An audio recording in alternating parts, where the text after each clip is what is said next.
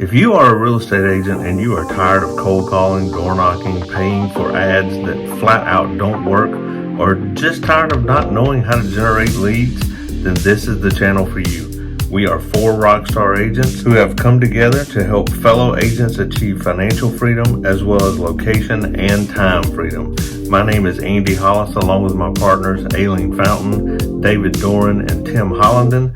Together, we have over 50 plus years experience and knowledge in the real estate and sales and training industry, and we are hoping to pass that knowledge on to you. So let's get started. I'm so excited to be here with you today, and I see a couple of very familiar faces, and I'm excited to get an opportunity to be with you all today. And I heard that this was about getting unstuck. So my hope is that I infuse some of that into you, some problem solving stuff, so that you have more tools in your tool belt for change as you move into this week and everything you're doing in the realtor space and beyond.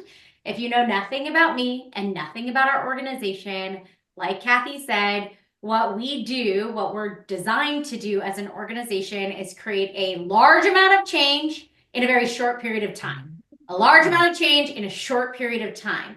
And we have an example of how to do that, a little bit of an analogy, because I am sure in your space in EXP, you have gotten to do a lot of how-to trainings, which are great, aren't they? How-to trainings are great.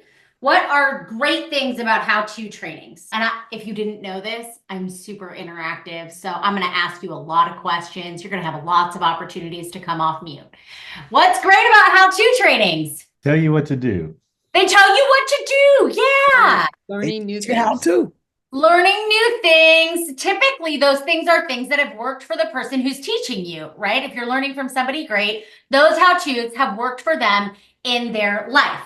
The problem with how-tos, at least that we've discovered, is most people don't do what they're told. Have you guys found that? There are great how-tos out there. You can go to great conventions. EXP can give you all the incredible material of step-to-step how to build your business, and most people don't do what they're told. Hopefully you're different, and we're going to explore it today. There's also motivation, another great way to learn. Motivation is incredible for what reason? What's great about motivation? It pumps you up. Yeah, you get excited, right? It gets you going. You go to a motivational training and you leave feeling on top of the world. You have all the energy, all the enthusiasm. What's the downside to motivation? It doesn't last long. It doesn't last long. Exactly. It doesn't last long. You come out of that motivational training and your tires are slashed on your car and you're not so motivated anymore, right? All of a sudden, your motivation has dropped. The problem with motivation, while it's great because it gets you excited, the problem is it doesn't last and it gets to be duplicated in order to stay motivated. What we do is different because it's not how-tos and it's not motivation. It's transformational.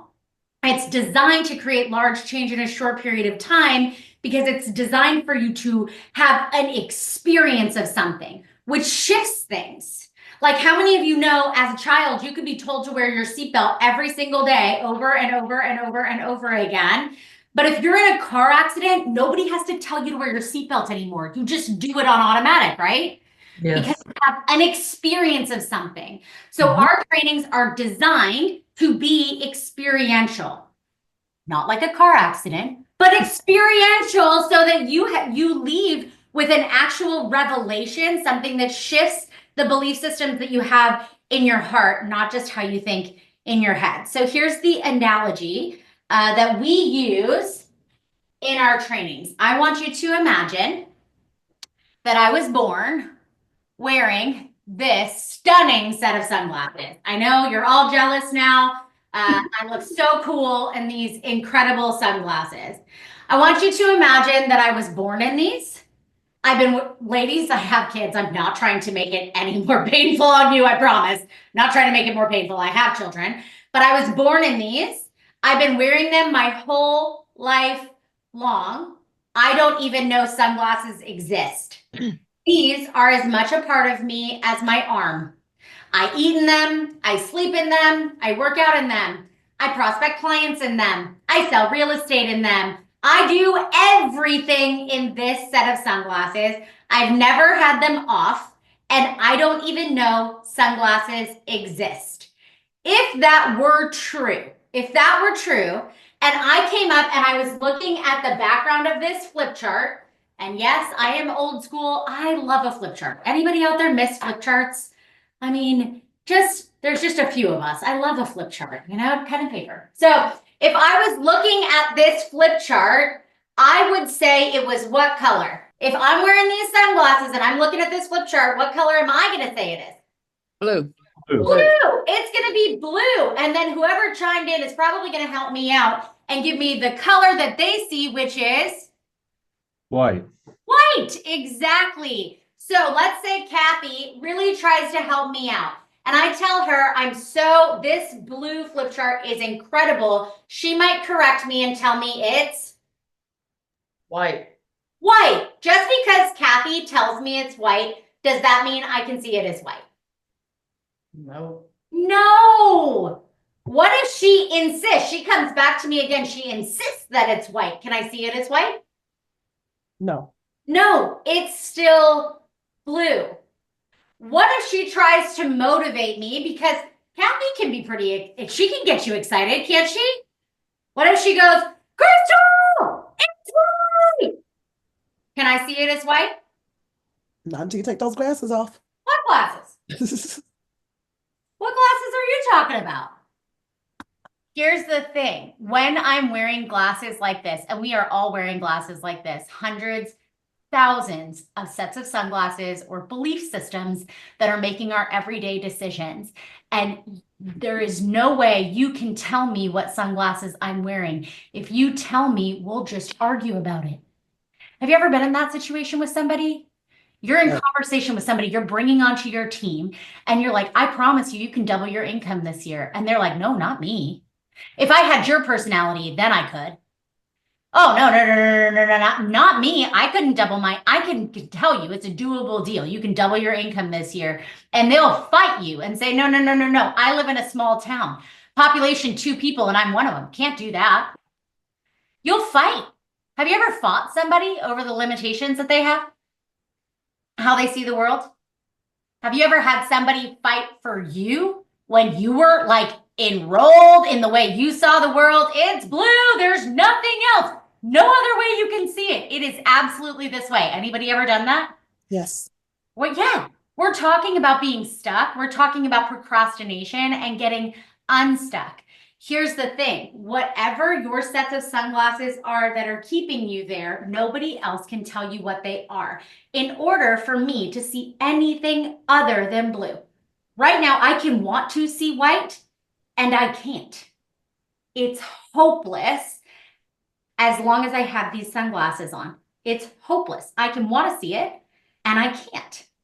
In order for me to see anything different, the first thing that I get to do is discover that there is such a thing called sunglasses and go on a discovery of my own.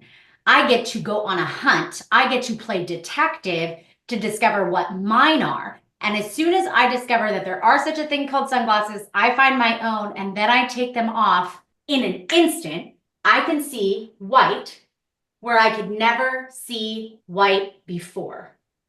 In an instant, I have what we call a revelation. And a revelation creates a large amount of change in a short period of time because it's not about incremental growth. When you have a revelation, when you discover how you're seeing the world that you didn't realize was happening before, that's when you see possibility. That's when you see opportunity. That's when you see getting unstuck completely different than you did walking into the conversation. So when I'm on a hunt for discovery, and again, we've got hundreds, thousands of sets of sunglasses. It's not the ones you know about that are tripping you up. Those ones you are actively choosing. You've already discovered those. Anybody actively know about a set of sunglasses and you're just not doing anything different? Awareness is great, but it is nothing. It will produce no different result without action. This is about discovering, having an awareness, having a revelation, and then taking a different action or making a different choice. So these exist at the heart level. These are belief systems you hold in your heart, not what you think in your head. So to discover your sets of sunglasses, and if you take nothing out of my time with you here today, you want to notice how to discover sunglasses. Because if you can break through, if you can bust up a lens, a current way that you are viewing the world, and all a set of sunglasses is an idea we buy as reality, and then we operate accordingly.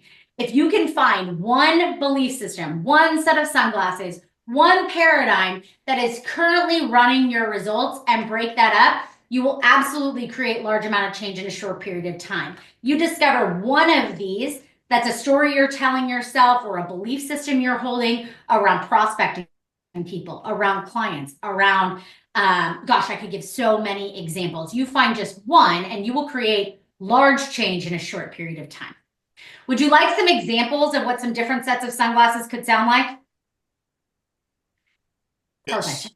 What about this one? Life is hard. Oh, it's exhausting. The real estate industry right now, it's just so tough. It's like a drag. Life is hard. Raising kids is hard. Prospecting clients is hard. I mean, cold calling, hard. If life is hard, when is it ever going to be easy? If life is hard, when are you ever going to have? If life is hard, when are you actively going to set big goals and go after them? You're not. If you pre-baked it in that it's going to be hard, sometimes is life going to be hard? Sure, life is going to be hard sometimes. If it's hard, do it hard. And if you are making it that way, that's a completely different experience. What about this one?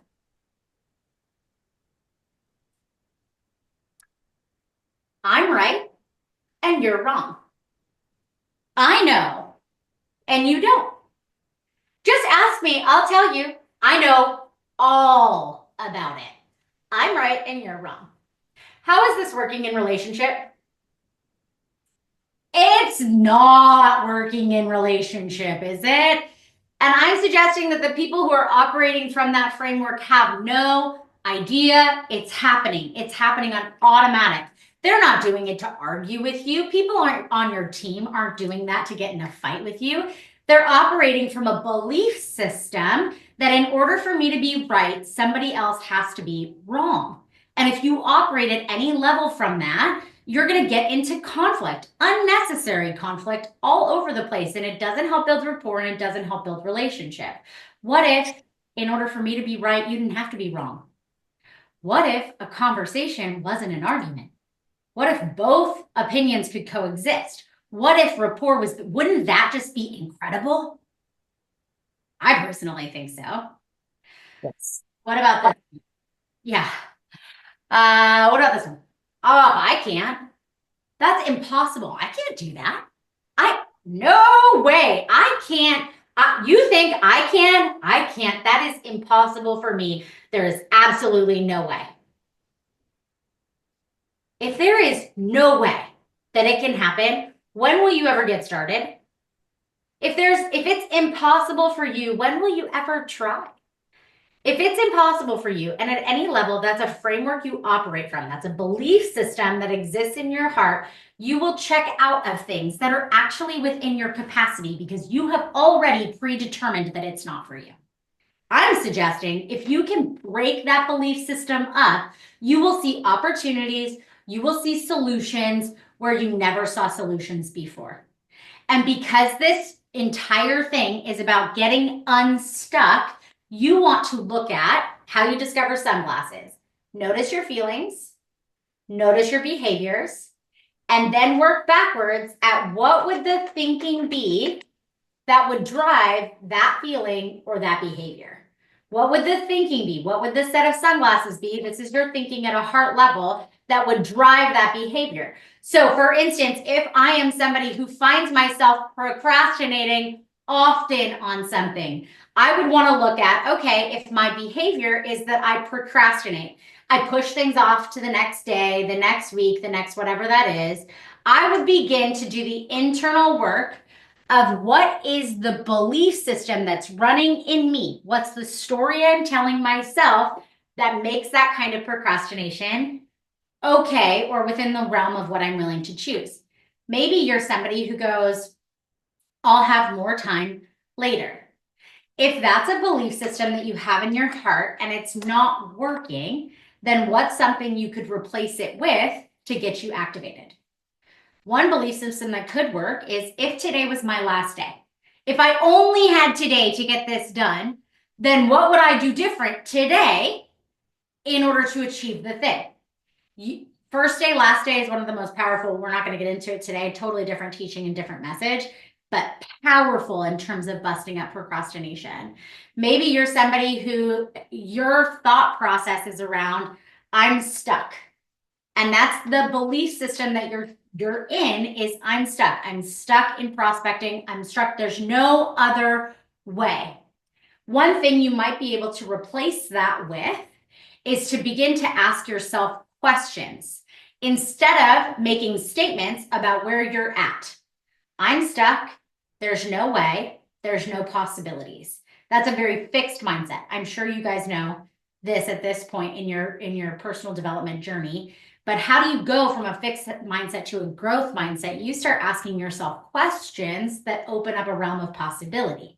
How can I move the boat forward? If there was a way, what's one thing I could do with what I have in order to move myself forward? We do an entire piece at our 3-day training, which is all about how to solve a problem when you have no idea what to do. How do you get unstuck when you're stuck? How do you raise your intention or your faith for something? And I promise you, an exercise like that, we're not going to do the whole thing here today, will radically change what you see as possible in your career and in your life and in your relationships. But today, I'm going to do a specific piece that's going to give you more opportunity to discover your own sunglasses or belief systems as it relates to solving problems. So this starts, I'm going to switch my camera angle for a minute. This starts, there we go. This starts with a activity or a puzzle to solve, okay? So I'm going to ask everybody to take out a piece of paper. Any blank piece of paper will work. And a pen. Hopefully you have something like that to take notes with in front of you.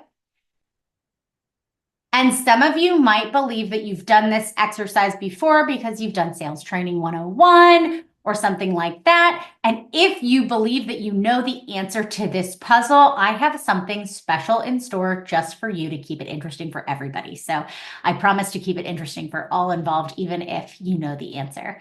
So I'm going to have you draw 4 sets of 9 dots, okay? They look like the 9 dots that are behind me. And you want to draw 4 different sets. Doesn't matter what size. They can be all over the paper. I have my 4 sets kind of scattered around there that you can see. But you want them to be in sets of 9 dots. Make sure you draw 4 so that you have multiple to play with. 4 sets of 9 dots.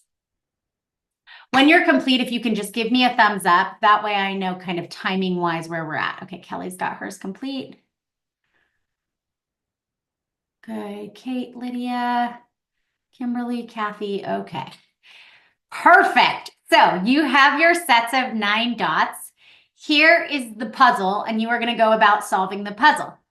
You are going to connect all 9 dots using 4 straight lines. Don't go through any dot twice. Don't lift your pen from the paper. Connect all 9 dots using 4 straight lines. Don't go through any dot twice. Don't lift your pen from the paper. And I told you I was going to keep it interesting because some of you are like, I totally know how to do it in 4. Great. If you know how to do it in 4, connect all 9 dots using 3 straight lines. Don't go through any dot twice. Don't lift your pen from the paper. And if you know how to do it in 4 and you know how to do it in 3, connect all 9 dots using 2 straight lines. Don't go through any dot twice. Don't lift your pen from the paper. And if you know how to do it in 4, 3, and 2, connect all 9 dots using 1 straight line. Don't go through any dot twice. Don't lift your pen from the paper. And that should keep everybody busy. Okay? Perfect. Connect all 9 dots. Go about solving the puzzle. Connect all 9 dots using 4 straight lines. Don't go through any dot twice. Don't lift your pen from the paper. Connect all 9 dots using 4 straight lines. Don't go through any dot twice. Connect all 9 dots using 4 straight lines. Don't go through any dot twice. Don't lift your pen from the paper. You guys are doing great. Connect all 9 dots using 4 straight lines. Don't go through any dot twice. Don't lift your pen from the paper. Connect all 9 dots using 4 straight lines. Don't go through any dot twice. Don't lift your pen from the paper. If you know how to do it in 4, do it in 3. And if you know how to do it in 3, do it in 2. Does anybody need more time? Okay. I'll give you just 2 more minutes. Okay, 2 more minutes. Connect all 9 dots using 4 straight lines. Don't go through any dot twice. Don't lift your pen from the paper. Connect all 9 dots using 4 straight lines. Don't go through any dot twice. Don't lift your pen from the paper. There you go. Doing great. Connect all 9 dots using 4 straight lines. Don't go through any dot twice. Don't lift your pen from the paper. If you figured out 4, do it in 3. If you figured out 3, do it in 2. If you figured out 2, do it in 1.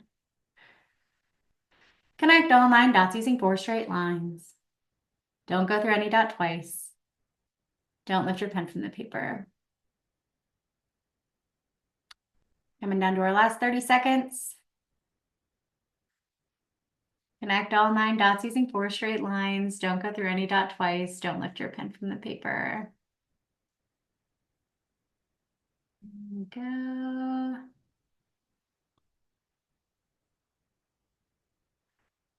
All righty. I am sure a lot of you still are working on the puzzle. And here's what you're going to learn about us and about just the difference between what we do and maybe what some other training companies do. Some of you think it's about knowing the answer, and I'm going to say it very rarely is about knowing the answer in life. Much more often, the power of any given exercise like this is in how you play the game. It's in how you go about solving the puzzle, because that piece is what is going to give you indicators as to what your sunglasses or your belief systems are. And that's where the real depth comes. That's where the real revelation comes. I'm not going to have the same revelation as you. No 2 people on this call are going to have the same revelation. But when you have your own powerful experience about how you show up while attempting the puzzle, that gives you specific information as to how you're operating in your life. There's this very famous saying, we use it all the time: how you do anything is how you do everything, at least to some degree. How you do anything is how you do everything, at least to some degree. So how you went about solving the puzzle, if you're willing to look at it, could be an indicator as to how you approach problems or challenges as they occur in your day-to-day life. What could a real life challenge look like? It could look like bringing on new agents. It could look like closing a sale. It could look like new prospecting. It could look like cold calls. It could look like anything, right? So you want to look at how you personally went about solving the puzzle. That it's not about knowing the answer. Am I going to give you the answer? Sure. But what you really want to look at is how you went about solving the puzzle. I'm going to change my angle again here. While you're doing that, Crystal, curious, they're going through that process. Did anybody get frustrated and just want to quit? Yeah. I mean, honestly, and maybe nobody here. Yes. Maybe nobody here. But there are lots of people. I do this exercise 2 weekends every single month. And I walk around rooms that are attempting the puzzle all the time. And you know that there are people that won't even start the puzzle because they want somebody else to give them the answer. So they think they won't even attempt solving it themselves because they're hoping that the facilitator or the trainer or somebody else in the room is going to give them the answer and they don't have to do the work. If at any level you were in that place of, well, she's just going to give me the answer at the end of this anyways, it's whatever. I'll just wait. I'll just check out. I just won't attempt it. I'm just frustrated. So I'm going to say, I'm going to wait until somebody else gives it. You want to look at when in life you're challenged. and you feel like maybe you won't be able to solve it in the time given, do you check out? And do you check out before you could have found a solution? There's muscle. Your brain's a muscle. Solving problems is a muscle. When you stay in it, even when you are actively frustrated, irritated, come on, some of you, my voice was even grinding. I was just repeating the instructions for you, and you were like, where in life is somebody just trying to support you and you're irritated by the sound of their voice, right? That could be your coach in your business. That could be absolutely anybody. But you want to notice if at any level you are offloading responsibility somewhere else. There's probably somewhere in your life where you're looking to somebody else to solve your problem. You're checking out because you're frustrated. There's somebody else's voice or coaching. You don't want to do what's being said, so you get check out, all the things. And I get to watch people do this puzzle all the time. So I'm going to give you some examples of some different ways that I see people solve the problem or attempt them and the puzzle. And you can tell me whether or not any of these relate to how you went about solving the problem. So sometimes I watch people and they do something that looks like this.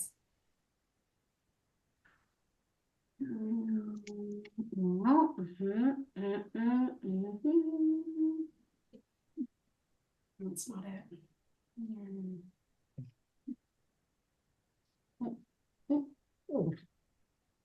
Anybody relate to that?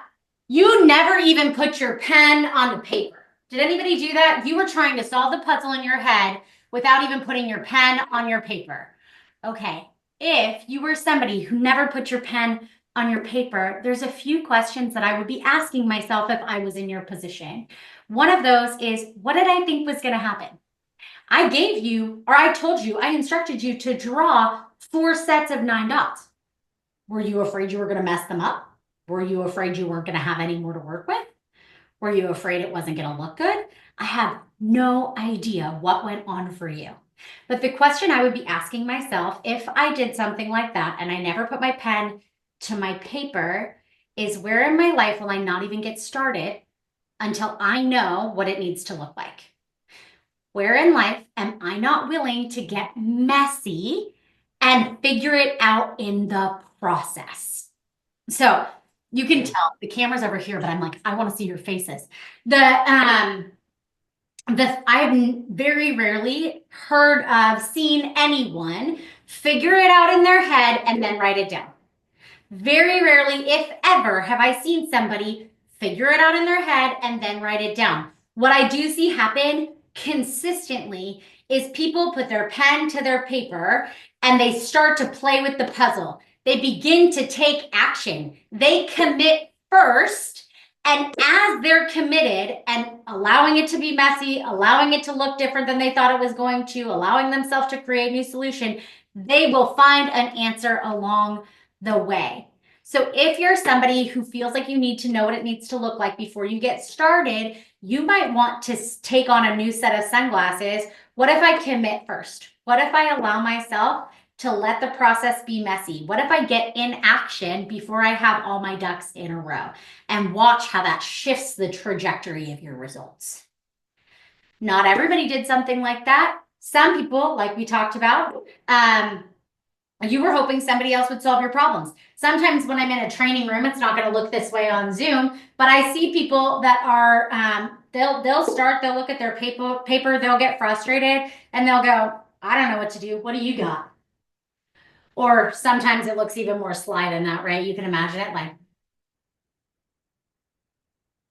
kind of peeking around.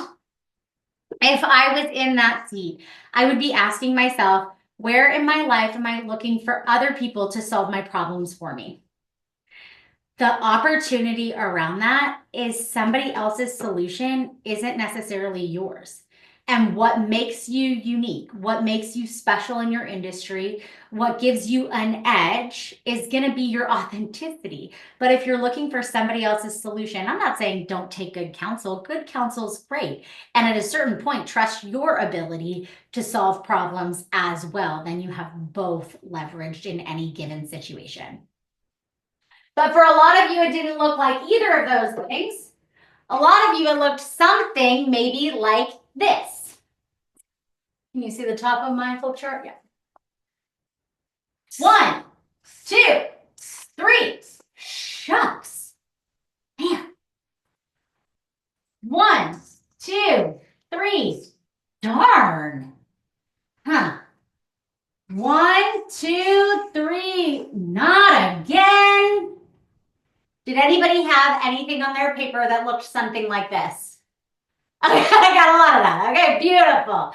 So here, did anybody feel like they solved it in 4? Anybody, first time student, feel like they solved it in 4? Chuck, you got one? Will you show us your paper? I'm not sure I understood the very beginning, but the second I did all sets of 9. I don't know if you can see them or not. Oh, he rearranged his dots. Yeah, but that's how I drew them to begin with. There you go. And creative solutions. I love it. So it doesn't necessarily follow this instruction, but you know what it does? It gets you further than you were to begin with. Okay, and good.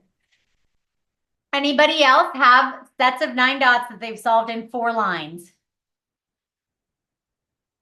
Nobody yet. Okay. Would you like me to give you an answer?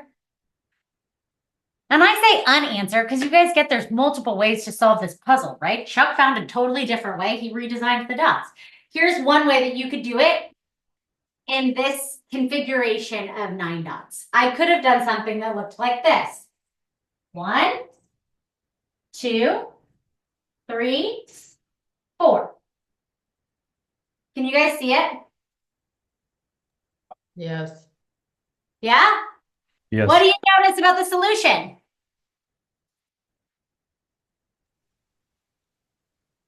Outside the box. Outside the box.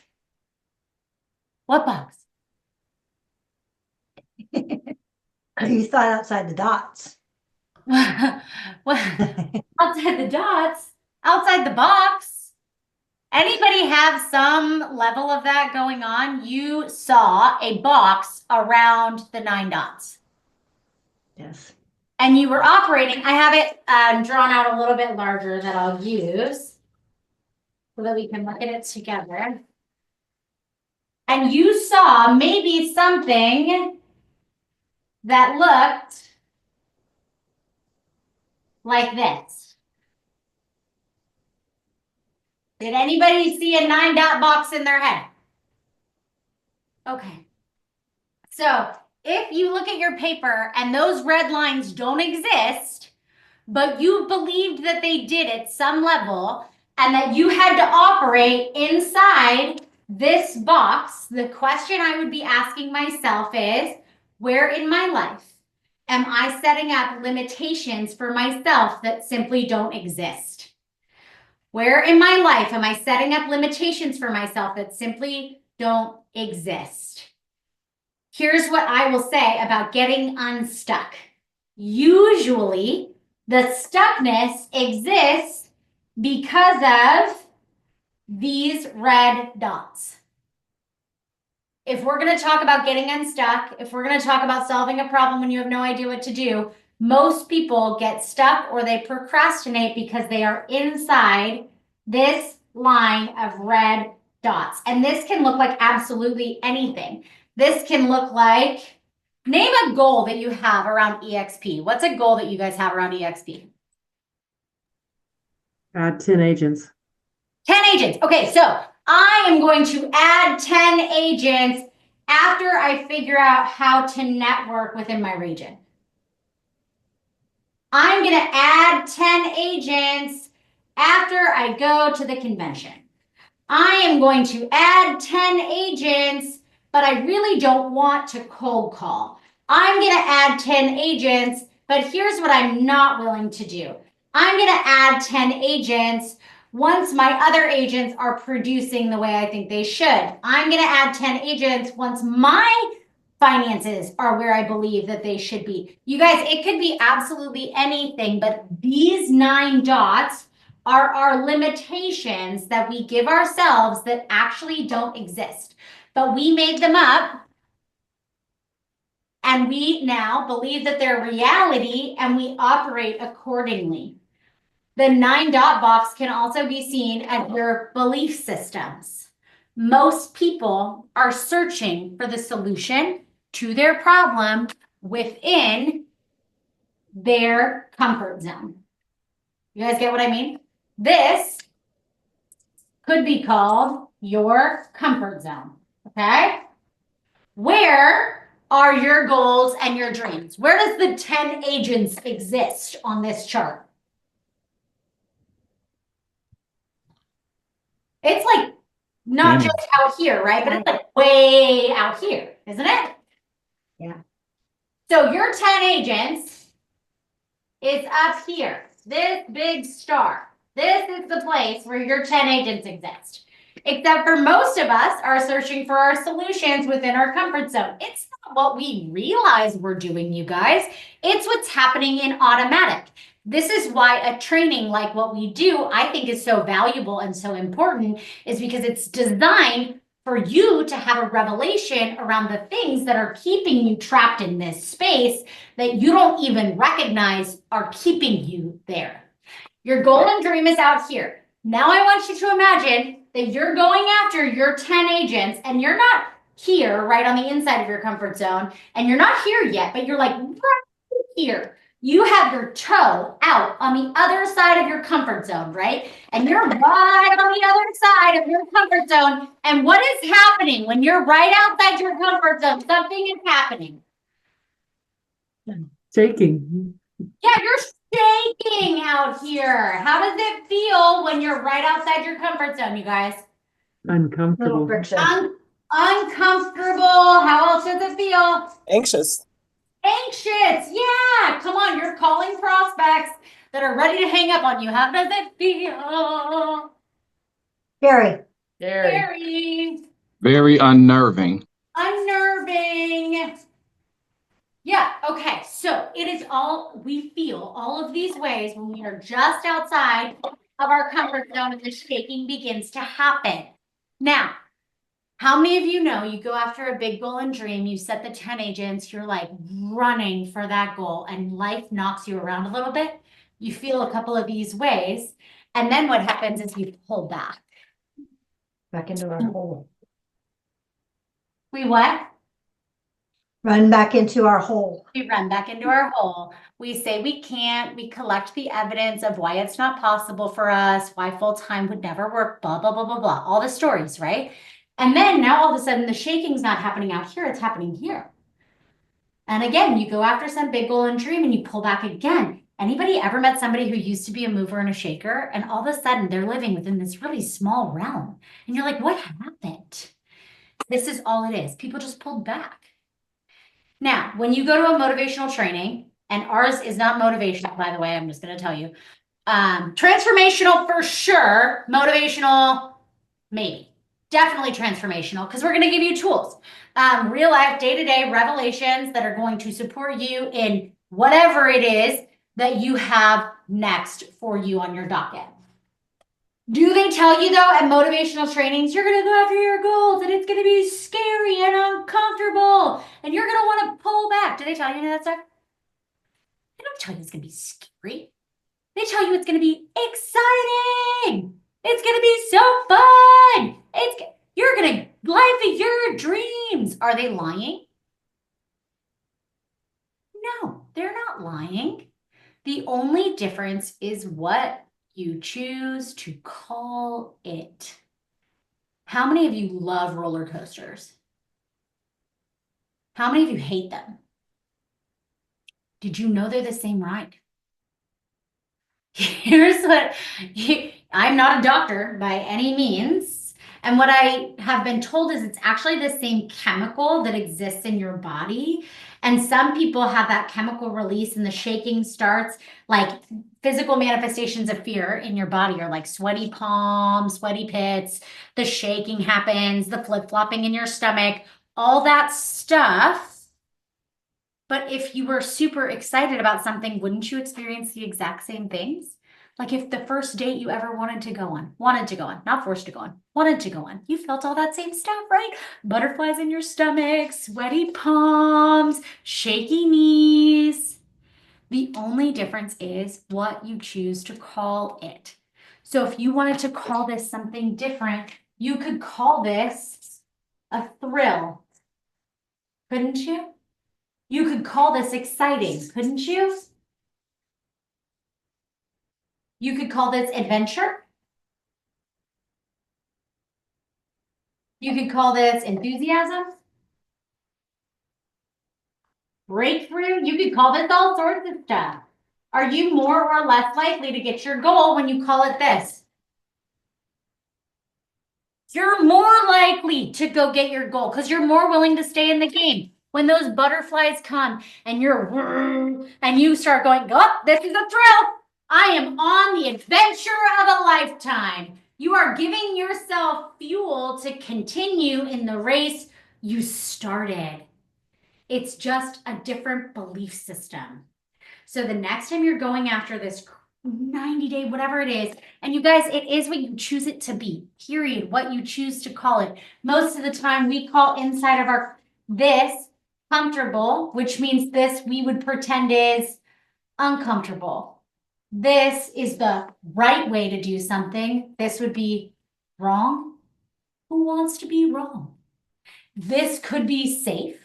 Then this would be unsafe. If you're in any of those dichotomies, you are less likely to go out and get your big goals and dreams. But if you can redesign it, if you can see this is right and this not as wrong, just as a different way to do it, you will actually be liberated to take different actions outside of anything that you currently see possible. And then you're going to go after I don't know if you do like a 90-day commitment or whatever. In our training rooms, we always encourage you to set a 90-day goal. You go after that 10 new agents, and now all of a sudden you're in motion. You get through your comfort zone. You're in the shaking, and whoop, you get the 10 new agents. Now look what happens. Drum roll, please.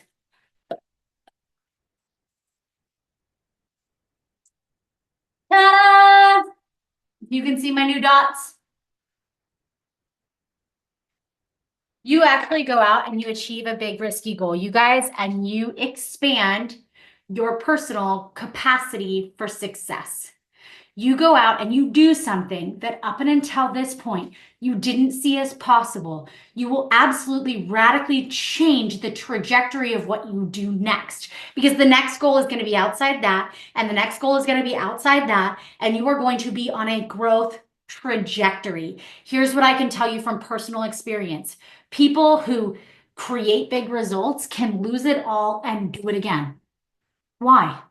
Like a person that makes $1 million, loses $1 million, makes $1 million again. It's within their muscle memory. Every time you push the boundary and you create something you previously saw as outside the box, impossible, whatever the thing is, every time you do that, you build new muscle for yourself and what you're capable of. And capacity is everything in an industry like you're in. So, Kathy, I hope I went a little bit over the time we discussed in terms of the 45 minutes. Did you guys gain value in that? Absolutely. Beautiful. I hope that it put some practical application, discovery stuff in your hands. Some things that maybe you had notices, some notices you will be making. I promise you, you dive into experiential learning with us or anybody else, it will radically change the results that you create. It's good. So good, so good. So want to open it up for anybody that has questions for a little bit. We've got about 12 minutes left. So does anybody have a question for Crystal? Maybe something you're struggling with. It could be anything. What questions do y'all have? I just wanted to find out if I could screenshot that image that she just wrote on the bigger one, like if she could step to the side so I can screenshot it. I feel like I want to take that and put that in my office where I do my lead genning to remind me to think out of the box. Absolutely. Use it as a trigger device. My only request is you don't try to duplicate the exercise, and you want to take it and use it as a trigger device, please do so. Can you see it now? Yep, I got it. I appreciate you. And it's going to go in my office on my wall. I'll send you a picture. I love it. That's a good trigger device to have up there. Does anybody have a question? Crystal, in addition to just kind of reframing anxious and scared and to excited, and what else might help us kind of create a different experience of going for the goals, handling the rejections, and just continue to push. What else is going to help? So reframing is one thing, and actually Kelly knows me well enough. Like, I'm going to go right back into the tools that we use, right? There is nothing quite like an experiential training. And you know this better than anybody else, but something like when you can have a radical revelation around personal responsibility, everything changes. And a lot of us come onto this call and we're like, I am personally responsible. And my experience is like, as we peel the onion, we find new layers. When I have a revelation around, I don't need to be in resentment or resistance, and I can surrender, not give up, not resignation. That is not what I mean. If you know me for even a half a second, you know that's not what I mean. But when you can have a revelation that you don't have to fight, you will have so much more energy to pursue new leads, handle rejection, not take things personally, and there is liberty in that. The deep work, I guess, the fun deep work. Because when you change something external, you get incremental change. When you change something internal, you get exponential change. So one of the things, Crystal, that I know is maybe just touch on this without giving the whole training, because we obviously don't have time, but is that in the weekend workshop, y'all give a formula that guarantees success in anything that you're striving to go after. And so maybe give a high level just explanation of, or is that just a simple enough? Is what I said just good enough? But there's a formula that I know you'll give that really again guarantees success. And if you're looking for like head level knowledge on that formula, 2 great ways to do it, because it's intention plus mechanism equals results. And I can tell you that all day long, and you are going to get that into your head. And honestly, it does you very little good. It sounds simple and almost ridiculous at how simple it sounds. And when you get the depth of a formula like that in your spirit, in your heart, it totally radically changes your results. And to Kathy's point, it guarantees results 100 times out of 100. Now, for depth in that, the best way to get depth in that is going to be to come to the 3-day training, because we're going to do an experiential exercise around it that will take it from your head to your heart. If you wanted a taster to put your foot in the water, I'll put a link up here, clemmer.com/share. That's our website. If you go to that, you'll see an hour-long video. It's of me. Actually, I think it's 55 minutes for my more analytical types. That video has me doing sunglasses, and it also has a taster of what you can gain out of the formula Kathy's referencing that guarantees results.